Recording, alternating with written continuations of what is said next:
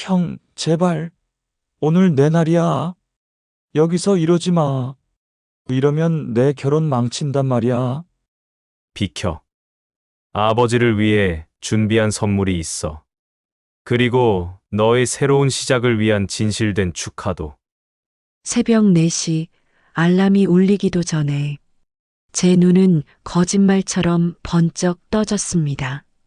습기 가득한 도시의 공기가 창문 틈새를 비집고 들어와 어둠과 뒤섞인 채 코끝을 아리게 찔렀습니다. 아직 칠흑 같은 밤, 도시는 깊은 잠에 빠져 있었고 그 침묵 속에서 저는 홀로 깨어 있었습니다. 매일 반복되는 이 지독한 일상이지만 7년이 지난 지금도 저는 이 차갑고 낯선 새벽에 결코 익숙해지지 못했습니다.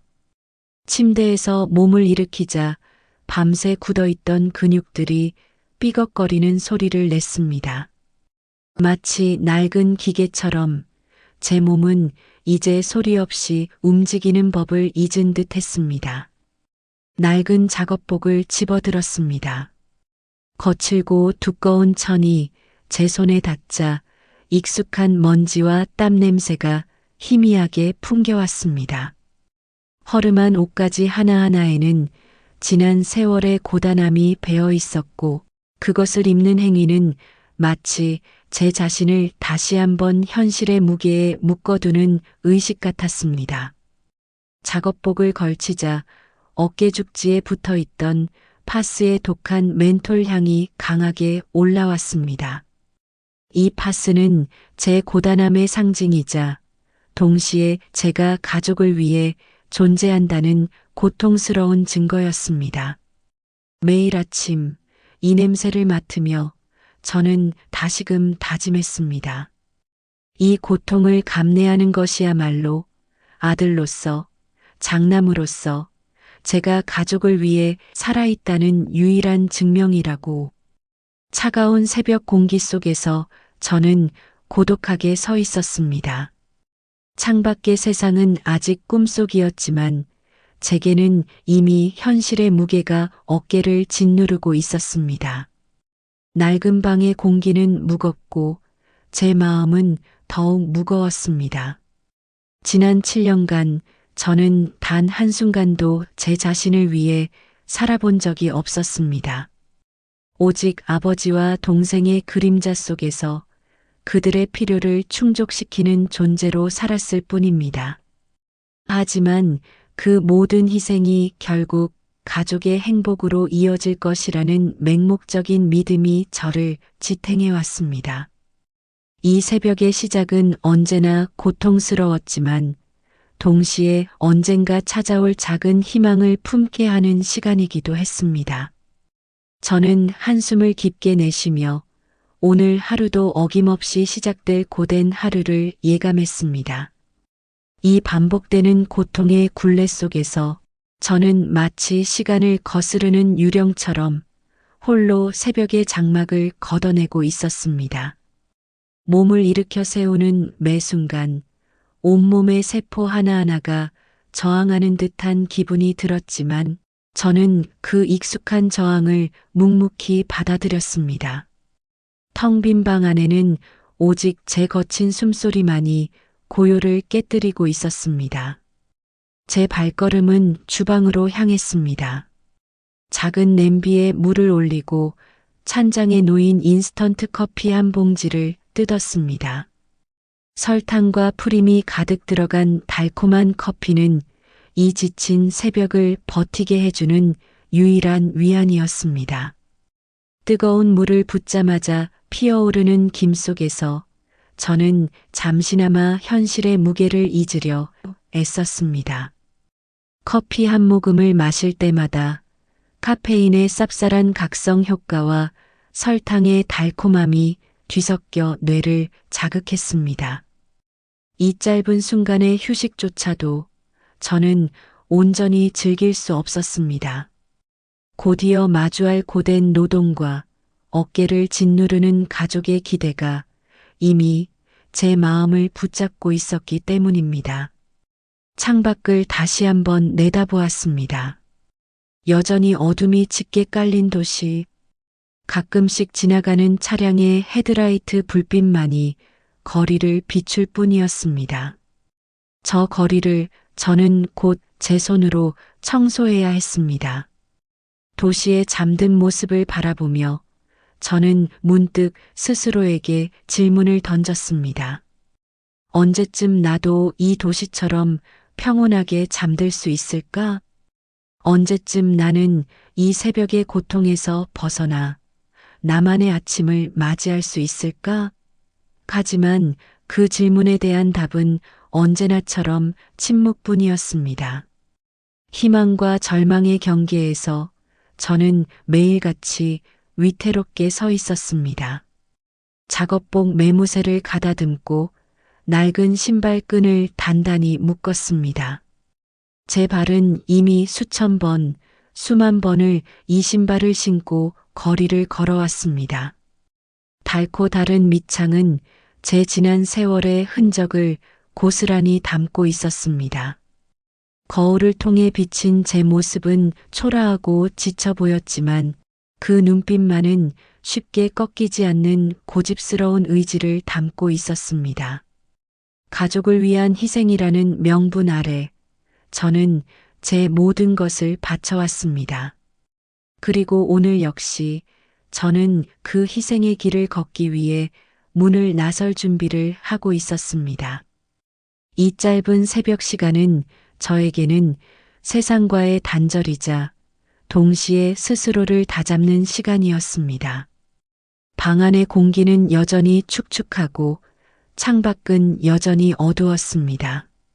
하지만 저는 알고 있었습니다. 이 어둠 속에서도 저 멀리 동쪽에서는 새로운 태양이 떠오르고 있다는 것을, 비록 그 태양이 저를 위한 것이 아닐지라도 저는 그 태양의 빛을 빌려 제 삶을 계속해야만 했습니다. 낡은 작업복을 입은 채 저는 다시 한번 깊은 숨을 내쉬었습니다. 이 고단함과 파스 냄새가 제가 살아있다는 유일한 증거였습니다. 매달 그랬듯 저는 조용히 휴대폰을 꺼내 들었습니다. 이미 손에 익어버린 비밀번호를 누르고 익숙한 뱅킹 앱에 접속했습니다. 아버지의 계좌번호는 마치 제 심장 박동처럼 제 머릿속에 각인되어 있었습니다. 망설임 없이 200만 원이라는 숫자를 입력하고 조용히 이체 버튼을 눌렀습니다. 이체 완료 메시지가 화면에 뜨자 그제야 저는 묶여있던 숨통이 잠시나마 트이는 것을 느꼈습니다. 이 돈이 아버지의 비싼 약값이 되고 동생 지호의 번듯한 옷 한 벌이 될 것이라는 맹목적인 믿음. 그 믿음 하나로 저는 지난 7년간 매달 이 행동을 반복해왔습니다. 이체 완료 메시지는 제 존재의 이유이자 저를 지탱하는 유일한 희망이었습니다. 현관문을 나서는 제 등 뒤로 텅 비어버린 제 작은 방은 마치 유령처럼 고요했습니다. 그 고요함 속에서 저는 언제나처럼 혼잣말을 중얼거렸습니다. 오늘도 살아내자. 며칠 후 모처럼 휴일이 찾아왔습니다. 저는 오랜만에 아버지 댁을 방문했습니다. 아버지는 제가 이 돈을 보낼 때마다 단 한 번도 감사하다는 말을 해본 적이 없었지만 저는 그저 아들로서의 도리를 다하는 것이라 생각했습니다. 아버지의 서재 문을 열고 들어서자 제 코를 찌르는 것은 고고한 묵향 대신 값비싼 양주와 짙은 방향제의 혼합된 냄새였습니다. 벽면을 가득 채운 책장에는 고전적인 책들 대신 화려하고 과시적인 장식품들과 희귀한 수집품들이 번쩍였습니다. 이 서재는 지식의 공간이라기보다는 아버지의 허영과 부유함을 전시하는 박물관 같았습니다. 제 초라한 작업복 차림이 더욱 도드라지는 공간이었습니다. 아버지는 저를 보자마자 대뜸 동생 지호의 결혼 소식을 꺼냈습니다. 그의 얼굴에는 감출 수 없는 만족감과 자부심이 스쳐 지나갔습니다. 선우야, 지호가 장가 간다더구나. 상대가 사법연수원 동기라지. 아비 되는 사람이 꽤 높은 자리에 있다던데. 이만하면 우리 집안 위신도 세우고 괜찮은 혼처 아니냐? 아버지는 제 눈을 마주치지 않고 마치 먼 산을 바라보듯 무심하게 말을 이어나갔습니다. 그의 시선은 언제나 제 존재 자체보다는 제가 가족에게 가져다 줄 수 있는 어떤 효용성에 고정되어 있었습니다. 지호가 장가 간다니 잘 됐네요, 아버지. 축하드립니다. 제 진심 어린 축하에도 불구하고 아버지의 표정은 순간 딱딱하게 굳어졌습니다. 그의 다음 말은 제 가슴을 서늘하게 만들었습니다. 잘 되긴 뭐가 잘 돼. 당장 결혼식에 들어갈 돈이 문제다. 사돈댁에 비하면 우리가 한참 모자라지 않겠냐. 내 동생 기죽일 순 없지 않겠냐. 허례허식이라고 생각할 수도 있겠지만 이건 우리 박씨 가문의 체면이 걸린 문제다. 장남인 내가 5천만 원은 보태야겠다. 그래야 지호도 어깨 펴고 결혼하지 않겠냐. 5천만 원. 그 금액이 제 귀에 닿는 순간 제 심장이 쿵 하고 바닥으로 떨어지는 것 같았습니다. 지난 7년간 제가 벌어들인 돈, 매달 아버지에게 송금했던 돈, 제 삶의 모든 것을 쏟아부어 겨우 모은 돈이 고작 그 절반도 되지 않았습니다. 제 입술이 바싹 말라붙었고 목소리는 쉬어나왔습니다. 5천만 원이요? 아버지, 그 돈은 제가 지금 당장 마련하기가 어렵습니다. 저는 매달 보내드리는 돈도 겨우 말을 채 끝내기도 전에 아버지는 제 말을 가차없이 잘라버렸습니다. 그의 눈빛에는 냉기와 경멸이 서려 있었습니다. 내가 버는 돈 다 어디다 쓰냐? 장남이 돼서 동생 앞길 터주는 게 그렇게 아깝냐? 동생 잘 되는 게 내가 잘 되는 길 아니겠냐? 이달 안으로 마련해. 우리 가문 망신시키지 말고. 명색이 박씨 가문의 장남인데 이 정도는 해야 체면이 서지 않겠냐? 이번 일만 잘 넘기면 너도 나중에 동생 덕을 볼 날이 있을 거다. 아버지는 제 얼굴 한번 제대로 보지 않고 말했습니다. 그의 시선은 마치 제게서 돈을 뽑아내는 기계를 향하는 듯 차가웠습니다. 우리 가문 망신시키지 말고. 그 말은 비수처럼 제 심장을 꿰뚫었습니다. 저는 그저 가족의 위신을 위해 존재하는 도구에 불과했습니다. 서재 안의 화려한 장식품들이 제 눈에는 더욱 차갑고 비정하게 느껴졌습니다. 5천만 원. 그 금액은 제게는 평생을 일해도 모으기 힘든 너무나도 거대한 액수였습니다. 아버지의 서재는 순식간에 차갑고 비정한 심판의 공간으로 변해버렸습니다. 아버지의 서재를 나선 후 저는 마치 영혼이 빠져나간 허수아비처럼 거리를 헤매었습니다. 5천만 원. 그 숫자는 제 머릿속을 맴돌며 저를 짓눌렀습니다. 지난 7년간 매달 200만 원씩 제 모든 젊음과 노력을 바쳐 겨우 1억 6천만 원을 모아 아버지 통장으로 보냈습니다. 저의 전부를 바친 희생이었습니다. 하지만 그 희생은 아버지에게는 너무나 당연한 것이었고 이제는 또다시 그 희생을 요구받고 있었습니다. 제 주머니에는 고작 몇 푼의 생활비와 다음 달 월세, 그리고 낡은 작업복이 전부였습니다. 5천만 원이라는 거액을 마련할 방법은 도저히 보이지 않았습니다. 밤새도록 잠 못 이루고 고민했습니다. 친구나 지인에게 돈을 빌릴 만한 처지도 아니었습니다.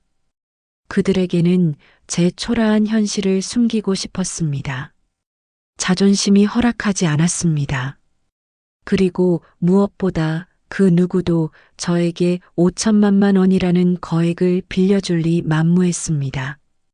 희망이 없는 절망적인 상황 속에서 결국 제 발걸음은 낯선 골목길의 한 대출 사무실로 향했습니다. 마치 홀린 듯이 이성적인 판단은 이미 마비된 지 오래였습니다. 아버지의 실망한 얼굴과 동생의 초라해질 결혼식을 떠올리면 다른 선택지는 저에게 허락되지 않은 것 같았습니다. 대출 사무실 안으로 들어서자 퀴퀴한 담배 냄새와 싸구려 방향제가 뒤섞인 공기가 제 숨통을 조여왔습니다. 창문 하나 없는 밀실은 마치 관 속에 들어온 것 같은 답답한 기분을 선사했습니다. 희미한 형광등 불빛 아래 낡고해진 소파에 저는 털썩 주저앉았습니다. 소파에서는 알 수 없는 끈적임이 느껴졌고 제 불안감은 더욱 증폭되었습니다.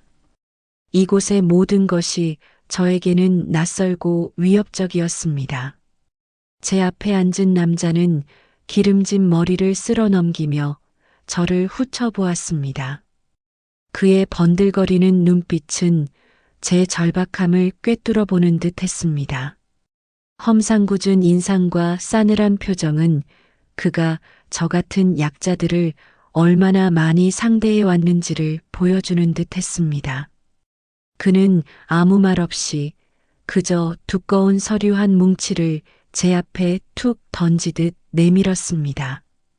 서류의 첫 장을 넘기자 선명한 붉은 글씨로 박혀 있는 살인적인 이자율이 제 눈에 들어왔습니다. 숫자들이 마치 칼날처럼 제 심장을 찌르는 듯 했습니다. 연체 시 이자율 200%. 저는 손이 떨려 더 이상 페이지를 넘길 수가 없었습니다. 이것은 제 삶을 송두리째 파괴할 수 있는 무시무시한 계약서였습니다. 하지만 아버지의 마지막 말, 우리 가문 망신시키지 말고, 그 한마디가 제 머릿속을 떠나지 않았습니다. 동생 지호가 행복한 결혼식을 올리는 모습, 그가 사법연수원 동기들과 사돈댁 앞에서 당당하게 어깨를 펼 수 있는 모습이 제 눈앞에 아른거렸습니다. 제 희생 없이는 그 모든 것이 불가능하다는 생각이 저를 사로잡았습니다. 저는 다시 한번 펜을 쥐었습니다. 펜을 쥔 손이 부들부들 떨리는 것을 애써 감추려 했지만 제 의지와는 상관없이 손가락은 사정없이 흔들렸습니다. 땀으로 축축한 손바닥이 계약서에 닿을 때마다 소름이 돋았습니다. 심장이 미친 듯이 뛰고 머리가 어지러웠습니다. 이 서명 하나로 제 인생이 송두리째 바뀔 것이라는 것을 본능적으로 직감했지만 저는 그 위험을 감수할 수밖에 없었습니다. 가족의 위신이라는 5글자의 무게는 제 어깨를 짓누르는 흙먼지보다 훨씬 무거웠고 그 압박감은 제 이성을 마비시켰습니다. 펜 끝이 서명란에 닿는 순간 저는 마지막으로 깊은 숨을 내쉬었습니다. 차가운 잉크가 종이에 스며들면서 저는 제 영혼을 팔아넘기는 듯한 기분을 느꼈습니다. 저의 이름 3글자가 서류 위에 새겨지자 마치 낙인처럼 제 가슴에도 깊은 상처가 새겨지는 듯 했습니다. 사무실을 나서자 바깥 세상의 햇살이 오히려 저에게는 더욱 차갑게 느껴졌습니다. 방금 전까지 갇혀있던 밀실의 어둠이 차라리 더 편안하게 느껴질 정도였습니다. 발걸음은 천근만근 무거웠고 제 몸은 이제 껍데기만 남은 듯 공허했습니다. 하지만 마음속 깊은 곳에서는 여전히 스스로를 합리화하는 목소리가 들려왔습니다. 이걸로 된 거다. 아버지 체면, 동생 미래 이걸로 지킬 수 있다면 나는 장남으로서 할 일을 다한 거다. 이 말을 되뇌며 저는 애써 불안감을 떨쳐내려 했습니다. 하지만 제 손에 들린 대출 서류의 무게는 그 어떤 말로도 설명할 수 없는 무거운 현실로 다가왔습니다. 대출 서류에 서명하고 며칠 밤낮을 새워 돈을 마련했습니다. 살인적인 이자율을 감수하며 빌린 5천만 원은 제 통장을 스쳐 지나가자마자 곧바로 아버지의 통장으로 송금되었습니다. 이체 완료 메시지가 다시 한번 뜨는 것을 확인하고 나서야 저는 비로소 기나긴 짐을 내려놓는 듯한 기분을 느꼈습니다. 이제야 장남 노릇을 제대로 한 것 같았습니다. 그동안 저를 짓누르던 무거운 압박감이 조금이나마 사라진 것 같아 제 목소리에는 미약하게나마 가벼움이 깃들어 있었습니다. 저는 조심스럽게 아버지에게 전화를 걸었습니다. 동생의 결혼식 전날 밤이었습니다. 아버지, 돈은 송금해 드렸습니다. 확인해 보셨습니까? 수화기 너머로 들려온 아버지의 음성은 얼음장처럼 차가웠습니다. 예상했던 감사나 격려의 말은 단 한마디도 없었습니다. 박헌식 돈은 받았다. 짧고 무미건조한 대답. 그 한마디에 저는 순간 할 말을 잃었지만 애써 침착함을 유지하려 했습니다. 내일은 동생의 결혼식. 가족에게는 더할 나위 없이 기쁜 날이어야 했습니다. 아버지, 다행입니다. 그럼 내일 식장에서 뵙겠습니다. 좋은 날인데 아버지도 기분 좋으셨으면 좋겠습니다. 저는 내심 아버지의 따뜻한 말을 기대했습니다. 비록 돈 때문에 생긴 일이지만 그래도 장남으로서 제 역할을 다했으니 이제는 가족의 일원으로서 함께 기쁨을 나눌 수 있을 거라 생각했습니다. 하지만 제 기대는 산산조각 났습니다.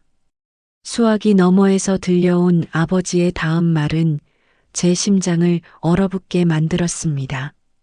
오지 마라. 저는 제 귀를 의심했습니다. 방금 제가 잘못 들은 것인지 아니면 아버지가 다른 말을 하신 것인지 혼란스러웠습니다. 네, 아버지, 뭐라고 말씀하셨습니까? 제 목소리에는 당혹감과 함께 억울함이 섞여 나왔습니다. 5천만 원을 마련하기 위해 제가 어떤 고통을 겪었는지 아버지는 알지 못했습니다. 아니, 알고 싶어 하지 않았습니다. 내가 그 냄새나는 작업복 말고 입을 옷이나 있냐? 행여나 내 직업이 알려져 봐라. 사돈댁 볼 낯이 서겠어?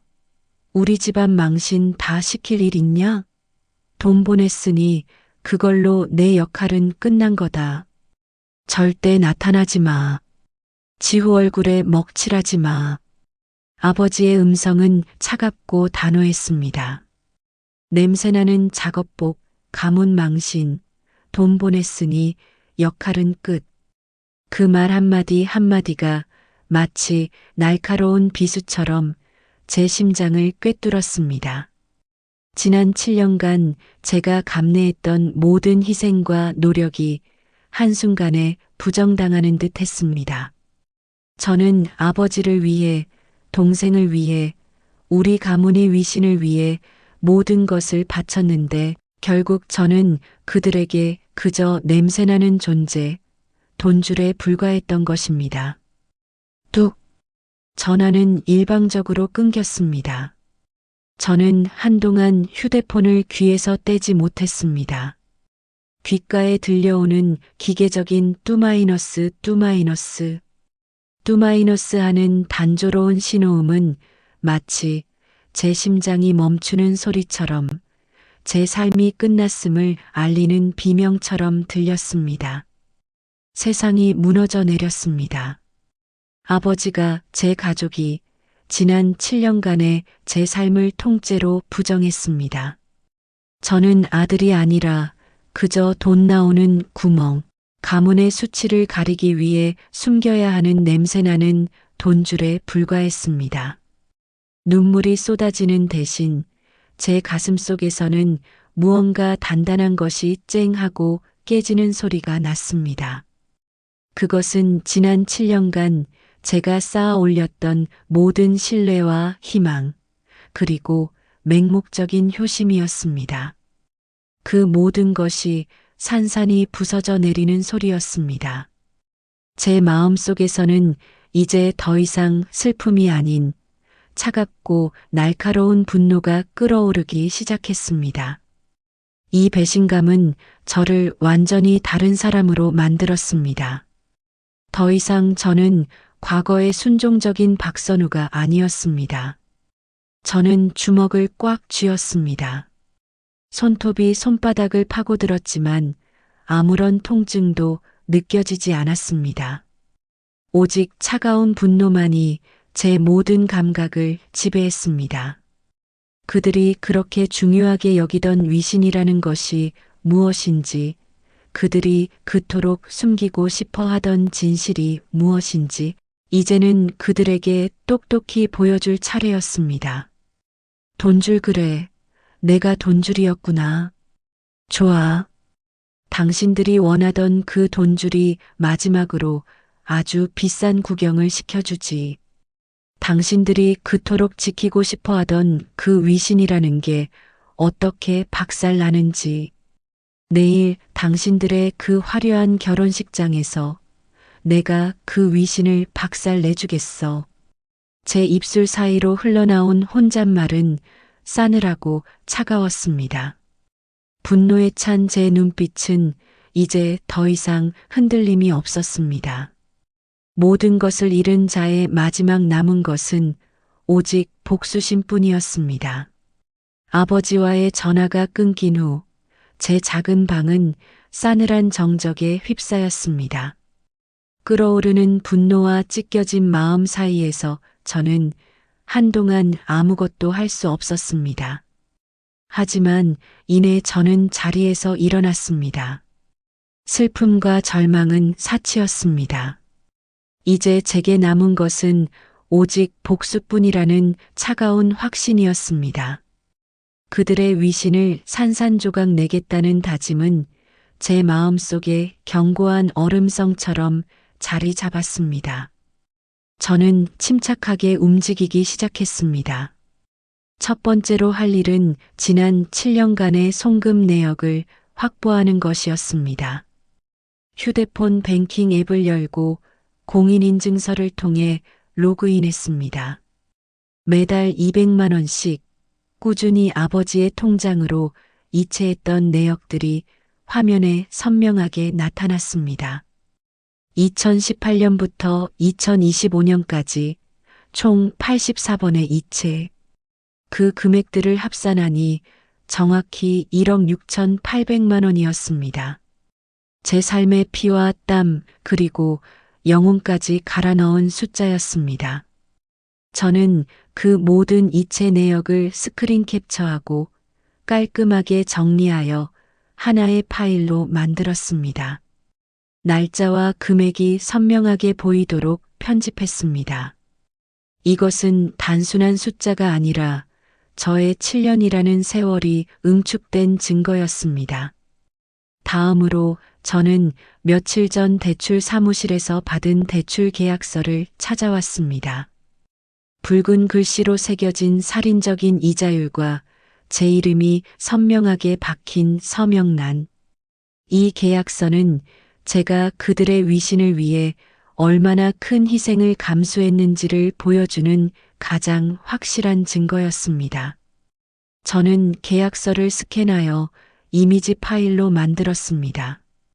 이 서류는 저를 나락으로 밀어넣은 그들의 탐욕스러운 얼굴에 던져질 비수와 같았습니다. 그리고 마지막으로 저는 휴대폰 갤러리를 뒤적였습니다. 앨범 속에는 어두운 새벽, 도시의 골목을 청소하는 제 모습이 담긴 사진들이 몇 장 있었습니다. 동료가 장난삼아 찍어준 사진들이었습니다. 땀과 흙먼지로 뒤범벅된 얼굴, 얼어붙은 손으로 쓰레기 봉투를 짊어지는 고단한 몸짓. 어떠한 미화도 없이 제 삶의 가장 적나라한 현실이 고스란히 담겨 있었습니다. 이 사진들은 제가 어떤 삶을 살아왔는지, 그리고 그들의 위신이 어떤 피와 땀 위에 세워졌는지를 웅변적으로 보여줄 것이었습니다. 저는 그 사진들을 가장 효과적인 순서로 편집했습니다. 모든 자료를 하나의 USB에 담았습니다. 작은 USB 하나에 저의 지난 7년, 그리고 저의 모든 분노가 응축되어 있었습니다. 그것은 단순한 저장 장치가 아니라 제 복수의 칼날이자 그들의 위선을 파헤칠 폭탄이었습니다. 저는 컴퓨터 화면을 응시하며 차가운 미소를 지었습니다. 좋아. 이제 됐어. 이 정도면 충분할 거야. 밤은 깊어지고 작은 방에는 오직 컴퓨터 화면에서 새어나오는 푸른빛만이 가득했습니다. 그 빛이 제 얼굴을 섬뜩하게 비췄지만 제 눈빛은 조금도 흔들리지 않았습니다. 오히려 그 어느 때보다도 확고하고 단단했습니다. 제 마음속에서는 더 이상 슬픔이나 미련 따위는 남아있지 않았습니다. 오직 차갑게 가라앉은 분노와 그 분노를 폭발시킬 날카로운 결심만이 남아있었습니다. 다음 날 아침 저는 평소보다 일찍 일어났습니다. 그러나 오늘은 작업복을 입지 않았습니다. 대신 옷장 깊숙이 넣어두었던 어쩌다 한번 경조사에 입었던 가장 깨끗한 와이셔츠와 바지를 꺼내 입었습니다. 낡았지만 깨끗하게 다려진 옷이었습니다. 그리고 그 위에 저는 어제 밤새 깨끗하게 빨아놓은 환경미화원 작업복을 입었습니다. 평소 입던 흙먼지 묻은 작업복이 아니라 깨끗하게 세탁된, 그러나 여전히 냄새나는 작업복. 이 옷은 제 정체성을 드러내는 동시에 그들의 위선을 비웃는 가장 강력한 상징이 될 것이었습니다. 저는 거울 속 제 모습을 물끄러미 바라보았습니다. 어제의 절망감에 찌들어 있던 얼굴은 사라지고 그 자리에는 차분하면서도 단호한 복수의 화신 같은 얼굴이 서 있었습니다. 주머니 속에는 작은 USB가 만져졌습니다. 그 감촉이 저에게는 오히려 위안이 되었습니다. 이제 더 이상 망설일 필요도 후회할 필요도 없었습니다. 저는 현관문을 열고 밖으로 나섰습니다. 새벽 공기는 어제와 다를 바 없이 차가웠지만 제 마음만은 뜨겁게 타올랐습니다. 결혼식장으로 향하는 발걸음은 더 이상 희생의 발걸음이 아니었습니다. 그것은 오랜 굴레에서 벗어나기 위한 파멸을 향한, 그러나 동시에 저의 해방을 위한 첫걸음이었습니다. 결혼식장까지 가는 길은 멀고도 길었습니다. 버스와 지하철을 몇 번이나 갈아타고 마지막에는 한참을 걸어야 했습니다. 평소 같았으면 지치고 힘들었을 여정이었지만 오늘은 아무것도 느껴지지 않았습니다. 제 마음은 오직 하나의 목적에 집중되어 있었습니다. 그들이 만들어 놓은 허위와 위선의 성을 무너뜨리는 것, 그리고 그 폐허 위에서 저의 새로운 삶을 시작하는 것. 결혼식장 건물은 웅장하고 화려했습니다. 제 낡은 작업복과 너무나도 대조적이었습니다. 하지만 저는 굴하지 않았습니다. 오히려 그 대조가 저의 존재감을 더욱 부각시킬 것이라는 확신에 미소를 지었습니다. 심장이 격렬하게 뛰었지만 그것은 두려움이 아니라 오랫동안 억눌렸던 분노가 마침내 폭발하기 직전의 전율이었습니다. 결혼식장은 위선적인 웃음과 값비싼 향수 냄새로 가득했습니다. 샹들리에의 화려한 불빛은 홀 전체를 환하게 비추고 있었고 은은하게 깔리는 클래식 음악은 이곳의 격조 높은 분위기를 한껏 더하고 있었습니다. 하객들은 고급스러운 정장과 화려한 드레스를 차려입고 삼삼오오 모여 담소를 나누고 있었습니다. 그들의 얼굴에는 축하와 행복이 가득했지만 제게는 그 모든 것이 가면처럼 느껴졌습니다. 이 화려함의 이면에 숨겨진 추악한 진실을 저만이 알고 있었기 때문입니다. 동생 지호는 하객들의 축복 속에서 세상 가장 행복한 신랑인 척 연기하고 있었습니다. 그의 옆에는 아름다운 신부가 수줍게 미소 짓고 있었고 두 사람의 모습은 마치 한 폭의 그림 같았습니다. 아버지는 사돈댁 어르신들과 함께 줄에서 가까이에 서서 만족스러운 미소로 악수를 나누고 있었습니다. 그의 얼굴에는 박씨 가문의 위신을 드높였다는 자부심과 흡족함이 가득했습니다. 저를 냄새나는 돈줄이라 부르며 결혼식에 오지 말라고 했던 그 아버지의 모습은 지금 이 순간만큼은 더없이 행복해 보였습니다. 저는 숨을 고르고 결혼식장 문을 향해 걸어갔습니다.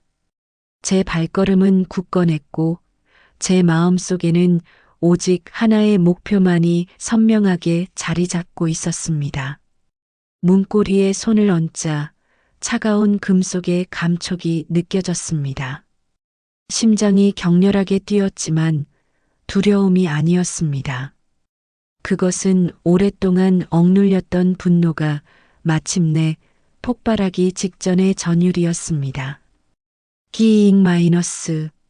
무거운 결혼식장 문이 천천히 열렸습니다. 웅장한 음악 소리와 하객들의 소음이 한순간에 제 귀로 쏟아져 들어왔습니다. 그리고 제가 문턱을 넘어 식장 안으로 발을 들여놓는 순간 마치 누군가 일제히 스위치를 내린 것처럼 식장 안의 모든 소음이 거짓말처럼 멎었습니다. 시끌벅적했던 홀은 순식간에 차가운 침묵에 잠겼습니다. 수백 개의 눈동자가 일제히 저에게로 향했습니다. 그들의 시선 속에는 경멸과 의아함, 그리고 노골적인 조롱이 뒤섞여 있었습니다. 저는 그들의 시선을 묵묵히 받아들였습니다. 흙먼지와 땀 냄새가 밴 낡은 환경미화원 작업복 차림. 그들의 화려한 옷차림과는 극명하게 대비되는 제 모습은 그 자체로 이미 하나의 충격이었습니다. 저는 당당하게 고개를 들고 식장 한가운데를 향해 걸어 들어갔습니다.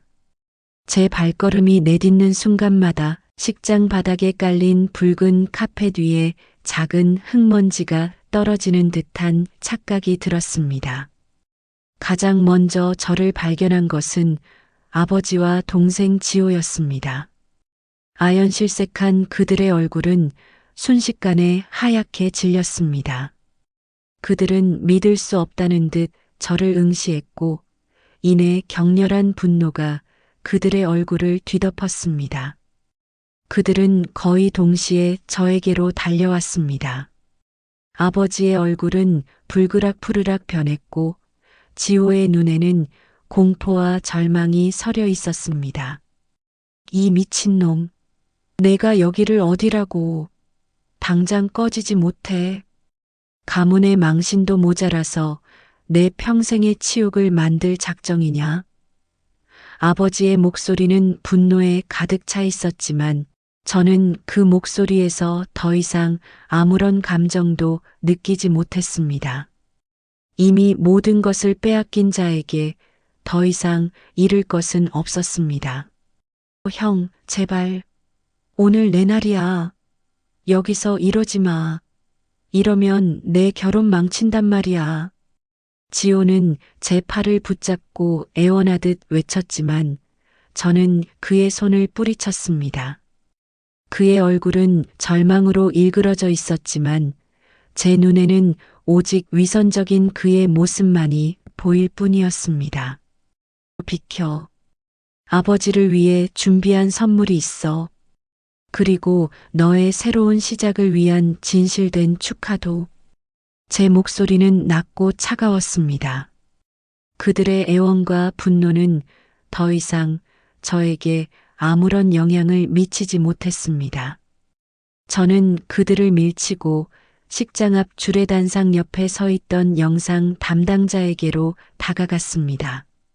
수백 개의 시선이 저에게 고정된 채 모든 하객들은 숨죽이며 다음 상황을 주시하고 있었습니다. 식장 안의 공기는 마치 칼날처럼 날카로웠습니다. 저는 이제 막 복수의 서막을 올린 참이었습니다. 저는 격렬하게 저항하는 아버지와 동생을 거칠게 밀쳐냈습니다.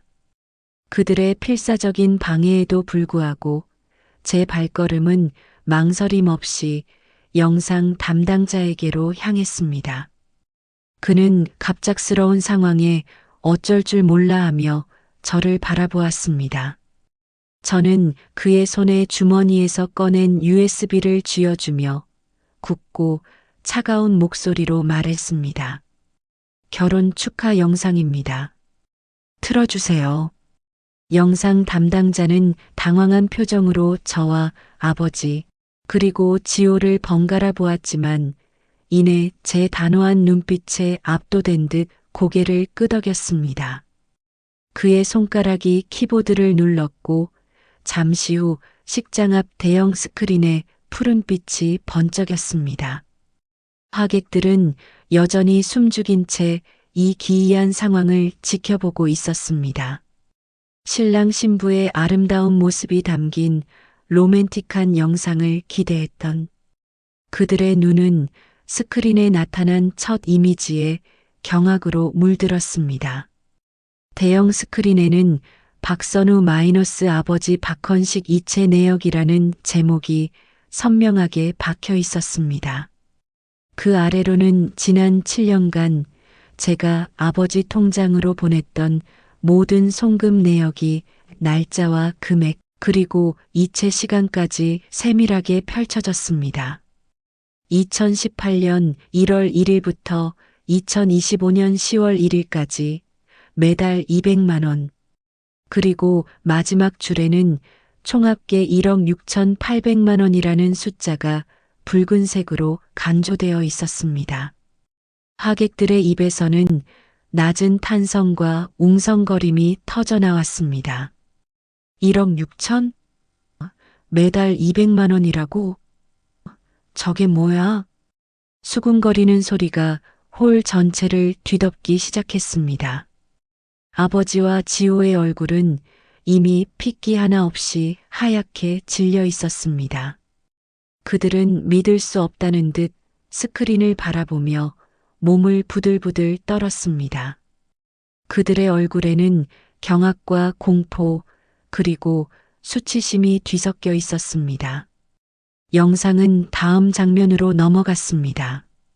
이번에는 며칠 전 제가 서명했던 5천만 원짜리 대출 계약서가 화면을 가득 채웠습니다. 선명한 붉은색 글씨로 박혀 있는 살인적인 이자율과 떨리는 손으로 겨우 써내려갔던 제 이름 석자가 클로즈업 되었습니다. 박선우 채무 계약서, 이자율 200%. 이 계약서는 제가 그들의 위신을 위해, 동생의 결혼을 위해 얼마나 잔혹한 대가를 치렀는지를 웅변적으로 보여주었습니다. 하객들 사이에서는 다시 한번 술렁임이 일었습니다. 어떤 이들은 놀라움에 입을 가렸고 어떤 이들은 불쾌하다는 듯 미간을 찌푸렸습니다. 그리고 마지막 장면. 대형 스크린에는 동이 트기 전 어두운 골목을 청소하는 제 모습이 나타났습니다. 흙먼지와 땀방울로 뒤범벅된 얼굴, 추위에 얼어붙은 손으로 무거운 쓰레기 봉투를 짊어지고 걸어가는 고단한 몸짓. 영상은 아무런 설명 없이 오직 제 그림자처럼 고독한 뒷모습만을 담담하게 비추었습니다. 제가 들고 있는 낡은 빗자루와 쓰레받기가 클로즈업 될 때마다 하객들의 눈빛은 연민에서 경멸로 그리고 다시금 분노로 변해갔습니다. 아버지의 위신과 동생의 허영이 어떤 땀방울과 희생 위에 세워졌는지 그 추악한 진실이 너무나도 적나라하게 만천하에 드러나는 순간이었습니다. 식장은 얼어붙었습니다. 웅성거림은 완전히 멎었고 홀 안에는 무거운 침묵만이 감돌았습니다. 신부의 얼굴은 공포에 질려 하얗게 변했고 그녀의 눈빛은 신랑 지호를 향해 경멸과 의심으로 번득였습니다. 사돈댁 어르신들의 표정은 이미 싸늘하게 굳어져 있었습니다. 그들의 동정 어린 시선은 곧 비수처럼 변해 아버지와 지호에게로 꽂혔습니다. 박씨 집안의 위신은 그렇게 한 줌의 흙먼지가 되어 산산이 무너져 내렸습니다. 아버지는 얼굴을 감싸 쥐었고 지호는 고개를 떨군 채 몸을 떨었습니다. 그들의 비참한 모습은 저에게 아무런 동정심도 불러일으키지 못했습니다. 오히려 오랜 응어리가 터져 나오는 듯한 시원함만이 느껴졌습니다. 저는 그들을 똑바로 바라보며 차갑게 미소 지었습니다. 제 복수는 완벽하게 성공했습니다. 결혼식장의 파국은 상상했던 것 이상으로 격렬했습니다. 제가 스크린에 진실을 폭로한 직후 식장은 아수라장으로 변했습니다. 신부 측 가족들은 격분했고 하객들은 술렁거렸습니다. 아버지는 저에게 달려들어 멱살을 잡았고 지호는 무릎을 꿇고 울부짖으며 저를 말렸습니다. 하지만 저는 그들의 손길을 뿌리치고 모든 진실이 드러나는 순간을 묵묵히 지켜보았습니다. 신부는 충격에 빠져 뛰쳐나갔고 결혼식은 완전히 중단되었습니다. 박씨 집안의 위신은 그렇게 만천하에 공개된 채 산산조각 났습니다. 그들의 허영과 탐욕이 얼마나 많은 희생 위에 세워졌는지 모든 이들이 알게 되었습니다. 저는 그 혼란 속에서 조용히 식장을 빠져나왔습니다. 아무도 저를 붙잡지 않았습니다. 이미 그들은 저의 존재에 아무런 의미를 두지 않았고 오직 자신들의 치욕스러운 상황에 매몰되어 있었습니다. 식장을 나서는 제 발걸음은 가벼웠습니다. 밤새도록 잠 못 이루고 준비했던 복수는 완벽하게 성공했습니다. 그들의 얼굴에서 희망과 자부심이 사라지는 것을 보았을 때 제 가슴속 깊이 박혔던 고통의 쐐기가 마침내 뽑혀나가는 듯 했습니다. 새벽 공기는 여전히 차가웠지만 어제의 소란이 마치 다른 세상의 일처럼 느껴졌습니다. 제게 남은 것은 텅 빈 해방감이었습니다. 더 이상 저를 짓누르던 효자, 장남이라는 굴레는 없었습니다. 7년이라는 긴 시간 동안 저는 가족이라는 이름 아래 짓밟혀왔습니다. 그들의 기대를 충족시키기 위해 제 모든 것을 바쳤고 제 자신의 존재, 가치조차 부정당하며 살아왔습니다. 하지만 이제 그 모든 고통은 끝났습니다. 저는 마침내 그들의 그림자에서 벗어나 자유로워졌습니다. 저는 낡은 작업복을 입은 채 새벽 거리를 홀로 걸었습니다. 어둠이 짙게 깔린 거리는 고요했고 가끔씩 지나가는 차량의 헤드라이트 불빛만이 제 앞길을 비추었습니다. 제 발걸음은 목적지 없이 터벅거렸지만 이전에 지친 발걸음과는 확연히 달랐습니다. 그 안에는 더 이상 희생의 무게가 아닌 새로운 시작을 향한 미약한 떨림이 담겨 있었습니다. 흙먼지 묻은 작업복은 이제 더 이상 저를 초라하게 만들지 않았습니다. 오히려 그것은 제가 누구인지, 어떤 삶을 살아왔는지를 당당하게 증명하는 훈장 같았습니다. 집으로 돌아오는 길, 저는 오랜만에 밤하늘을 올려다보았습니다. 수많은 별들이 반짝였지만 제 눈에는 그 어느 때보다도 선명하게 빛나는 별 하나가 들어왔습니다. 어쩌면 그 별은 지난 7년간의 저를, 그리고 이제 막 시작될 저의 새로운 삶을 응원하고 있는지도 모른다는 생각이 들었습니다. 제 입가에는 저도 모르게 희미한 미소가 번졌습니다. 그것은 단순한 미소가 아니었습니다. 고통과 절망의 터널을 지나온 자만이 지을 수 있는 해방의 미소였습니다. 작은 방에 도착하자 여전히 텅 비고 고요했습니다. 하지만 더 이상 그 고요함이 저를 외롭게 만들지 않았습니다. 오히려 그 적막 속에서 저는 온전히 저 자신과 마주할 수 있었습니다.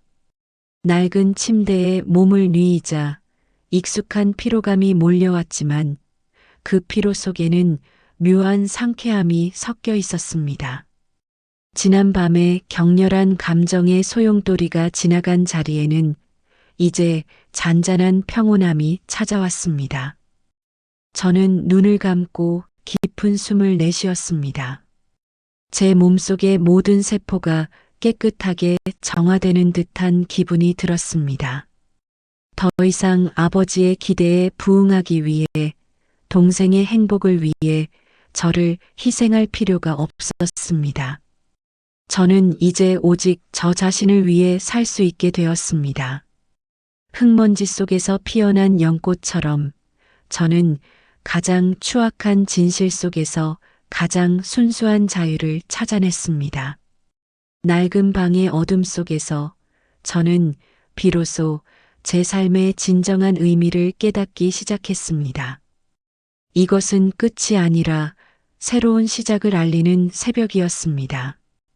저의 고단했던 삶은 이제 새로운 장을 맞이할 준비를 하고 있었습니다. 텅 빈 해방감 속에서 모든 것이 끝난 다음 날 새벽, 저는 다시 작업복을 입고 거리로 나섰습니다. 어제의 소란이 마치 아주 길고 고통스러운 꿈이었던 것처럼 제게는 낯설게 느껴졌습니다. 지난 밤의 파국적인 결혼식, 아버지와 동생의 절규, 하객들의 경멸과 충격, 그 모든 것이 저에게는 더 이상 현실의 고통이 아닌 지나간 한 페이지의 드라마처럼 희미하게 느껴졌습니다. 제게 남은 것은 텅 빈 해방감이었습니다. 가슴을 짓누르던 무거운 돌덩이가 사라진 듯 제 몸과 마음은 한결 가벼워져 있었습니다. 더 이상 나를 짓누르던 효자, 장남이라는 굴레는 없었습니다. 7년이라는 시간 동안 저는 그 이름 아래 제 삶의 모든 것을 바쳤습니다. 가족이라는 명분 아래 스스로를 짓밟고 억압하며 살아왔습니다. 하지만 이제 그 모든 굴레는 산산조각 났습니다. 저는 마침내 스스로의 족쇄를 끊어내고 진정한 자유를 얻었습니다. 흙먼지 묻은 작업복은 여전히 제 몸을 감싸고 있었지만 그 옷이 더 이상 저를 초라하게 만들지는 않았습니다. 오히려 그것은 제 삶의 정직함과 강인함을 상징하는 갑옷처럼 느껴졌습니다. 쓰레기 수거차에 올라타자 익숙한 엔진 소리가 심장처럼 고동쳤습니다. 웅 하는 소리와 함께 차가 움직이기 시작했습니다. 덜컹거리는 진동 속에서 저는 창밖을 바라보았습니다. 어둠을 가르며 달리는 차창 밖으로 아직 잠든 도시의 불빛들이 스쳐 지나갔습니다. 새벽을 밝히는 가로등 불빛 아래 저는 이제 더 이상 그들의 그림자에 갇힌 존재가 아니었습니다. 저는 제 삶의 운전대를 스스로 잡고 원하는 방향으로 나아갈 수 있게 된 것입니다. 저 멀리 동쪽 하늘이 희미하게 밝아오고 있었습니다. 붉은색과 보라색이 뒤섞인 오묘한 빛깔이 지평선 위로 번져나가기 시작했습니다. 이제껏 단 한 번도 나를 위해 뜨지 않았던 태양이었습니다. 지난 7년간 저는 언제나 가족을 위한 희생의 그림자 속에서 살아왔습니다. 제가 뜨고 지는 태양은 오직 그들을 위한 것이었고 저의 빛은 언제나 그들의 빛에 가려져 있었습니다. 하지만 오늘부터 저 태양은 오직 나, 박선우를 위해 떠오를 것이었습니다. 그 빛은 나의 새로운 시작을 알리는 신호이자 나의 자유를 축복하는 선물 같았습니다. 희생의 발걸음은 끝났고 이제 내 삶을 향한 당당한 첫걸음을 내디딜 시간이었습니다. 저는 더 이상 과거의 박선우가 아니었습니다. 굴레에서 벗어나 자유를 찾은 새로운 박선우였습니다. 앞으로의 삶이 순탄치 않을 것이라는 사실을 저는 알고 있었습니다.